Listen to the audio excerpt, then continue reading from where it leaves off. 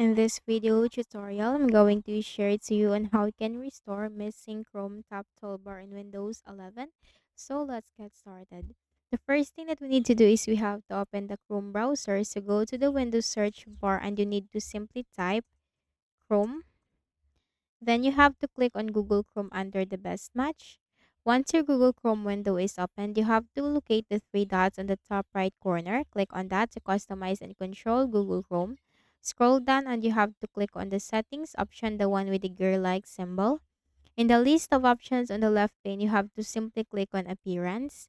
And here you'll find this option show home button. Switch that on to enable it.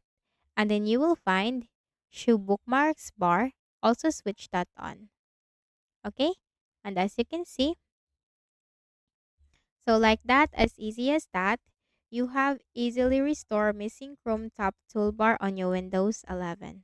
So I hope this video helped you. Kindly please do not forget to hit the like button and subscribe to this YouTube channel for more tutorials like this. Thank you for watching this video.